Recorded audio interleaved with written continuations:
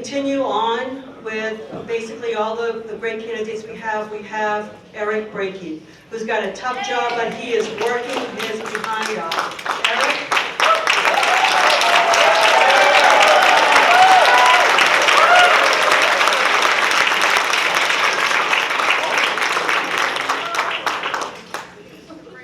So, hello. I got here today and I saw outside that I have protesters. I think perhaps we finally arrived. I'm still waiting to get the protest crowds the size that our governor Paul LePage gets and our president Donald Trump gets. But it's a start. It's a start, and I'm happy we're getting started there. So hello, my name is Eric Brakey. I'm a two-term state senator from Androscoggin County. I'm a constitutional conservative. I believe in liberty for the little guy. And I'm running for the United States Senate because I believe that Maine people, we deserve a better deal. Absolutely. And first I want to ask a question. Does anyone else here think that President Trump is doing a pretty good job of getting better deals for America?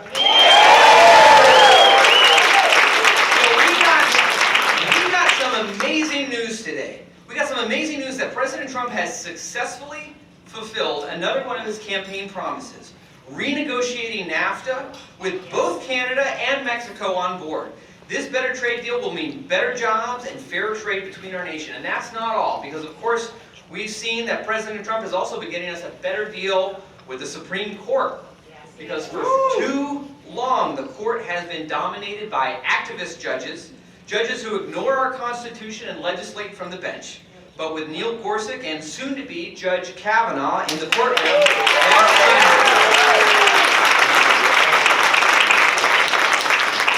we've gotten rotten deals for far too long, and I think sadly, in Maine especially, I think that we've gotten a little too accustomed to getting rotten deals. But President Trump is getting a better deal for America, and I believe it's now time for a better deal for Maine. And here in Maine, we have gotten a rotten deal. So let me ask you a question. And some of you may know the answer to this question by now. I ask it wherever I go because it's an important question. What city sits at the heart of the richest region in America? Washington, D.C. Washington, D.C. That's absolutely right. The 5 richest counties in America are all suburbs of Washington, D.C., where the average income is twice that of what Maine people make. Imagine that, twice that of what Maine people make. And yet, what do they produce in Washington, D.C.? Can we think of anything? Rubble! They're not known for manufacturing, they're not known for agriculture, they're not known for finance, they're not really known for producing anything of value, but they are known for one thing they do better than anywhere else in America. And we all know what that is. It's stealing from the rest of us. Stealing from our paychecks with taxes. Stealing from our futures with debt, stealing from the value of our savings and our retirements every time they're printing new money out of thin air. And this goes on so long, you start to wonder, what are we getting for this all? I mean, the big guys in Washington are doing pretty well. Big government keeps growing bigger. Big special interests keep lining up at the taxpayer trough. But what do Maine people get out of this rotten deal? Some people say nothing. Frankly, I wish that was true. I wish that we got nothing. I think that would be great. Wouldn't it be great if the problem we had was that Washington, D.C. just left us alone? Hell yeah. We could all hope for such a future. But instead we get less than nothing. We get stuck with the bill. We have $21 trillion in debt. We have $113 trillion in unfunded liabilities. The promises they make on our behalf, they have no idea how they're ever going to pay for. When you divide that out across America, across every single American taxpayer, well, let me ask you this. Raise your hand if you're an American taxpayer. All right? See a lot of American taxpayers here. Now, I can't count that all up, but I can tell you what your individual share of that is. Your individual share of the unfunded liabilities and the national debt is $1.1 million.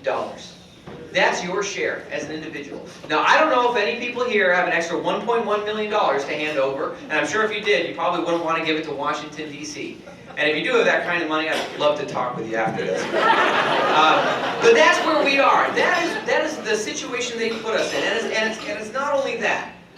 It's not just the bills that we're getting stuck with and our children are getting stuck with.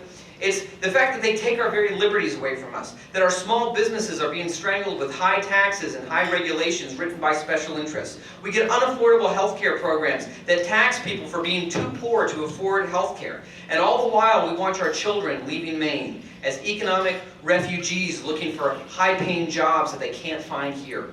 Now, I'm running for U.S. Senate because I believe we deserve a better deal. That means better jobs, better health care, more liberty, and less Washington, D.C. meddling in our lives. And that's not what we've been getting from Angus King, who, on the major issues affecting Maine people, consistently finds himself either asleep at the wheel or profiting off the dealings. As governor, King began with surpluses and bankrupted our state, leaving our state $1 billion in the hole by expanding welfare and leaving Maine with giant debts that nearly destroyed our hospitals. I think Governor LePage knows a lot about that because he's the one who managed to finally come in and pay off our hospitals.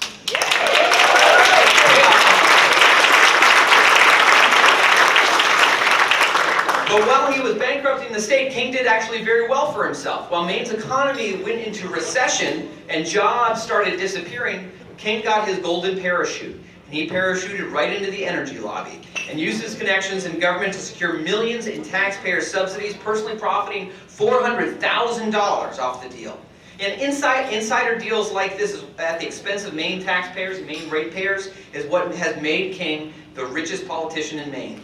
And as our senator, he's done a lot more of the same, continuing spending money we don't have, giving empty promises for cradle-to-grave welfare programs, which again, rely on taxing the poor for not having health insurance. King's disastrous foreign policy has thrown our troops recklessly into harm's way. His support for Hillary Clinton's failed war in Libya created ISIS. And his support for arming ISIS allies in Syria has created its own refugee crisis. Now King wants to bring those Syrian refugees to Maine. He said so, actually, earlier this year. Even though the FBI says they can't possibly vet them all, and ISIS has vowed to infiltrate refugee groups that target Western nations. Now, King argues that these refugees are the future for Maine's economy. Frankly, I think that the future for Maine's economy should be creating high-paying jobs so that we can keep our own kids here.